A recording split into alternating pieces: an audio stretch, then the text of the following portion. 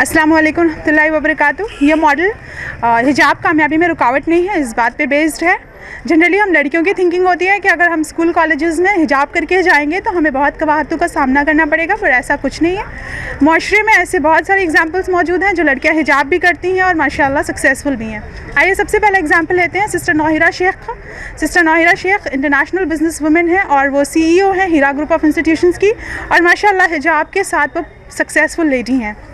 दूसरा एग्जाम्पल है डॉक्टर सुमैया का। डॉक्टर सुमैया ने 2008 में 12 गोल्ड मेडल्स हासिल किए और MBBS की डिग्री कंप्लीट की।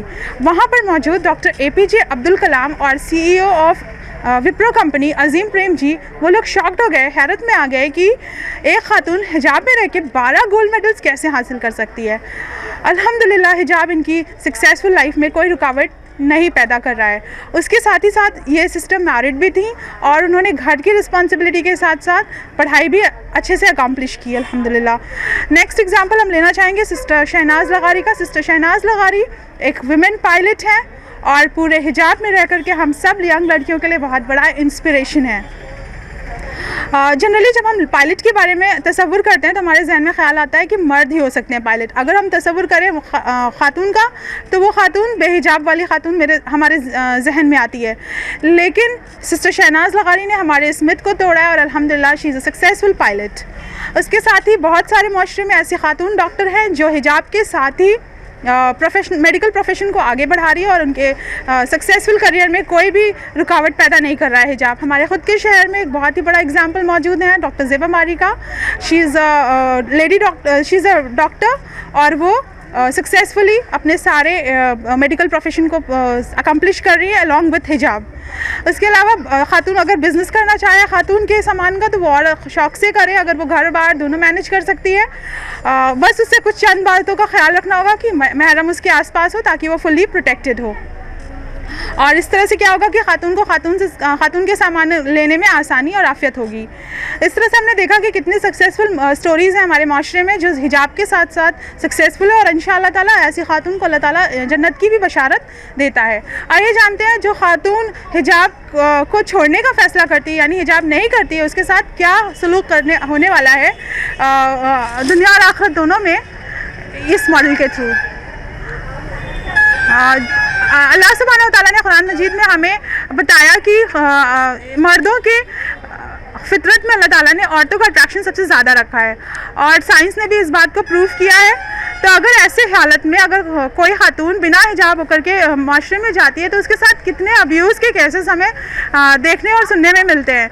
हर रोज़ के न्यूज़पेपर के कॉलम्स में गैंग रेप और छेड़खानी की खबरें हर रोज़ आती हैं। Abuse cases, molestation, sexual harassment, incest cases दिन पर दिन बढ़ते चले जा रहे हैं। रेप केसेस की वजह से खातून को किस ज़हनी और जिस्मानी परेशानी का सामना करना पड़ता है उसका हम तसव्वुर ही कर सकते हैं। खातून अगर खुदा न खास्ता इस चीज़ का शिकार हो जाती है तो उसे कितने मेंटल टॉर्चर्स झेलने पड़ते हैं, जैसे एंग्जाइटी, डिप्रेशन, ये सारी चीज़ों के साथ साथ उसे कितने लोगों के ताने सुनने पड़ते हैं, और इतना ज़्यादा कभी कभी डिप्रेशन हद से क्रॉस हो जाता है कि वो सुसाइड केस अटैम्प्ट कर लेती है। अगर खातून खुदा न खास्ता प्रेग्नेंट हो गई तो उस बेबी को भी अबॉर्ट करना पड़ता है जो अपने आप में बहुत बड़ा गुनाह है। उसके अलावा अल्लाह सुब्हानहू व तआला ने अपनी ज़ेवरों को छुपाने का हुक्म दिया था। अगर हम उसे हिजाब के थ्रू नहीं फॉलो करेंगे तो रॉबरी के केसेस, मर्डर केसेस जो सामने आ रहे हैं वो इसी वजह से हैं क्योंकि खातून बेहिजाब होकर निकलेंगी तो उनकी ज्वेलरी भी दिखेगी, और चेन स्नैचिंग वगैरह जो वारदातें हैं वो बहुत आम होती चली जा रही हैं। Along with that spoil of privatisation. अगर हम कोई भी मॉडेस्ट वुमेन ये पसंद नहीं करेगी कि उसकी फ़ोटो हर किसी की फ़ोन में हो। अगर हम बिना हिजाब लिए बाहर जाएंगे तो डेफिनेटली कोई भी इंसान हमारी फ़ोटो क्लिक करके उसे मिसयूज़ कर सकता है। इस तरह से हमारी प्राइवेट लाइफ भी स्पॉइल होती है, और अगर हम हिजाब में रहते हैं तो definitely we are fully protected. Along with that ये सारी केसेस तो जहनी परेशानियाँ और कितनी सारी कबातों को लेकर आ रही है। Along with that physical problems जैसे sunburn, skin problems, hair loss problems, ये सब आजकल की लड़कियों की बहुत आम प्रॉब्लम्स हैं। जब वो डॉक्टर्स के पास जाती हैं तो डॉक्टर्स उन्हें मेडिसिन प्रिस्क्राइब करते हैं और उनके कितने साइड इफ़ेक्ट्स हो सकते हैं। और डॉक्टर्स एक्सपर्ट्स का ये भी मानना है कि अगर उन्हें परमानेंटली इस चीज़ से निजात चाहिए तो उन्हें हिजाब यानी कि ग्लव्स या फेस कवर यूज़ करना पड़ेगा ताकि वो डायरेक्ट सनलाइट के कांटेक्ट में ना आ सकें।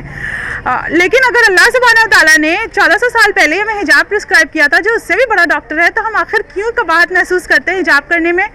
इसको और अच्छे से एक्सप्लेन किया है इस सेक्शन के थ्रू। अगर हम जू में जाएंगे तो कभी भी हम खाली हाथ नहीं जाएंगे, प्रोटेक्शन लेकर साथ में जाएंगे, गन के साथ जाएंगे, गाड़ी में जाएंगे। लेकिन अगर हम ऐसी फुलिशनेस करते हैं कि हम अपनी प्रोटेक्शन अपने साथ लेके नहीं जाते तो हमारा हाल इस तरह होने वाला है जैसा कि इस खातून के साथ हुआ।